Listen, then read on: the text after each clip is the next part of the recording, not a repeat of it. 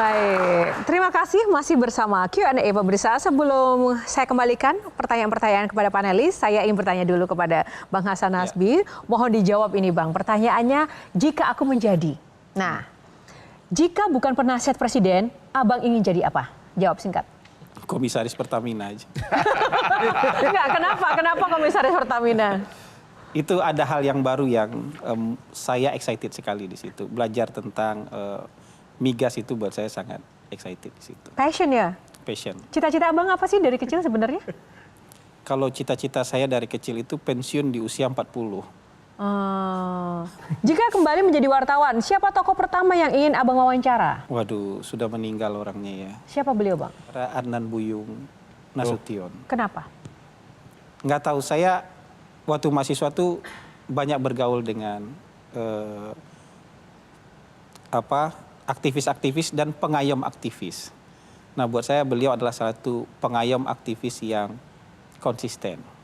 Jadi kita mau, ya bukan siapa-siapa segala macam tuh bisa diajak makan sama dia. Pertama kali makan sebagai mahasiswa di restoran yang berkelas itu ditraktir sama Bang Buyung. Minta jadwal untuk interview sebagai mahasiswa waktu itu dikasih.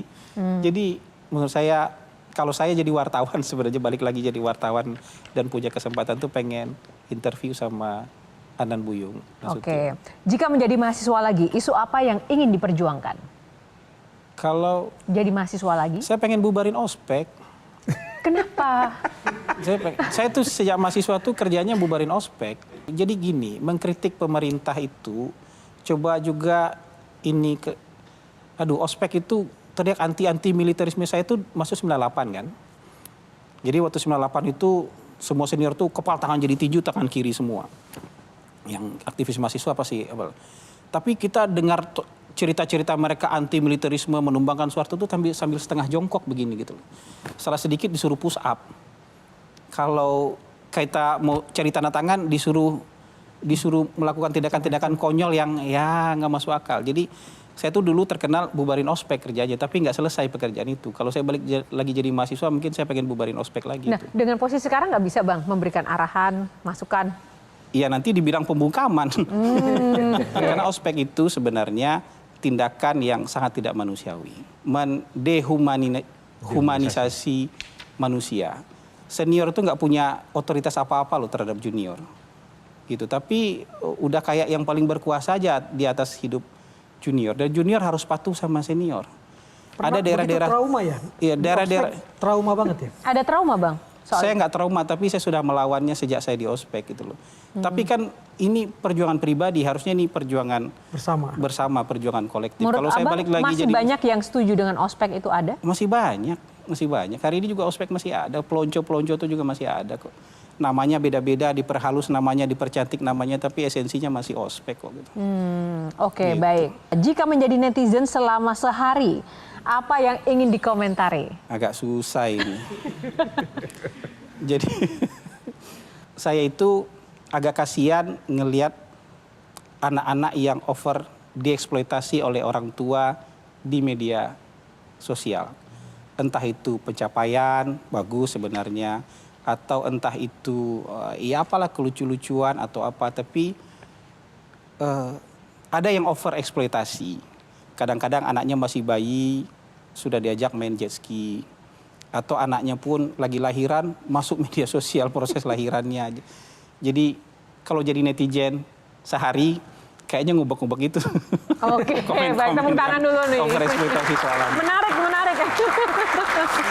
Menarik, nggak kepikir ke situ Bang. Yang terakhir nih, jika menjadi presiden selama 24 jam, apa yang pertama akan dilakukan? Wah, ini berat nih, nggak ada dalam mimpi dan nggak ada dalam cita-cita ini.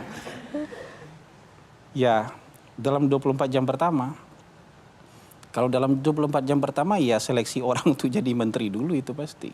Mungkin berusaha untuk mencari orang-orang terbaik yang akan menduduki jabatan itu. Tapi saya mungkin agak sulit menjawab ini ya.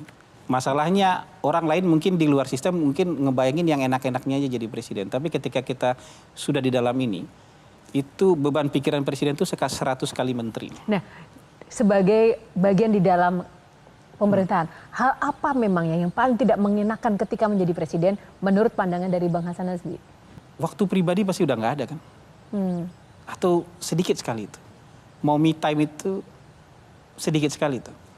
Atau misalnya bisa mengistirahatkan pikiran dari pekerjaan itu juga pasti susah. Mungkin sudah ada waktu untuk istirahat, tapi pikiran, fisiknya udah bisa istirahat nih. Tapi pikiran berhenti memikirkan pekerjaan itu pasti sulit.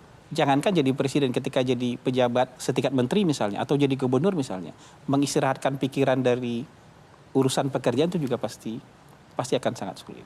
Oke, Gitu. tepuk tangan. Bang Hasan, Iya. tugas Anda sekarang sebagai penasihat presiden, Iya. kira-kira isu atau masukan apa yang Anda berikan kepada presiden yang menjadi kemudian menjadi bahan pertimbangan presiden dalam mengambil keputusan? Ini kan saya nggak enak nanti soal klaim-klaim ya, tapi lebih banyak ini bukan aspirasi-aspirasi pribadi, Ya. tapi lebih kepada misalnya bersama-sama, aspirasi-aspirasi bersama yang kemudian menjadi pertimbangan presiden gitu. Misalnya ini urusan yang terakhir nih, misalnya kan presiden pengen bikin round table lagi. Yang belum pernah kita lakukan adalah kalau dengan jurnalis dalam negeri kan udah. Dengan akademisi expert dalam negeri udah. Pak Presiden kan sangat lancar berbahasa Inggris. Argumentasi beliau juga justru sangat fluent ketika berdebat dan berdiskusi dengan bahasa Inggris. Ketika kita bersama-sama, tim komunikasi itu ada saya, ada Bang Kodari, ada Wamenkom DG, ada Ibu Menkom DG, menyampaikan usulan, Pak, bagaimana kalau roundtable-nya diisi dengan jurnalis-jurnalis asing yang ada di Indonesia.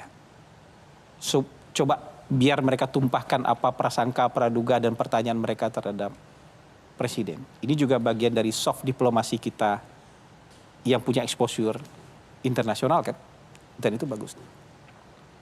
Presiden dengan cepat menanggapi itu sebagai sesuatu hal yang positif dan layak untuk ditindaklanjuti. Jadi yang kayak gitu-gitu tuh menurut saya hal-hal yang kecil, ringan, tapi beliau, oh iya kita juga butuh tuh.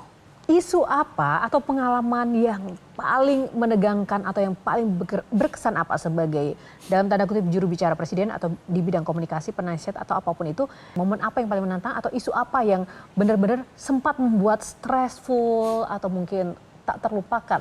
Kan saya dilantik jadi kepala kantor komunikasi itu di zamannya Pak Jokowi. Betul. Jadi saya mengalami 2 bulan terakhir zamannya Pak Jokowi. Tapi Seperti ini apa? bukan tekanan ya, tapi ini lebih kepada kita pejabat yang sangat baru, jam terbangnya masih sangat, itu hari ketiga saya menjabat loh. Nah, tapi kalau dibilang mana yang paling menantang, saya bisa jawab. Yang paling menantang itu 2 bulan terakhirnya Pak Jokowi. Pak Jokowi ya? Iya, saya belum punya staf itu, tapi sudah harus tampil di media. Kemudian saya kepala yang baru kepalanya aja, jadi masih kuyang. Masih kepala yang melayang-layang, struktur organisasinya belum ada. Karena ini lembaga yang benar-benar baru, belum punya staf. Tapi kita sudah ditanya wartawan, belum punya kantor.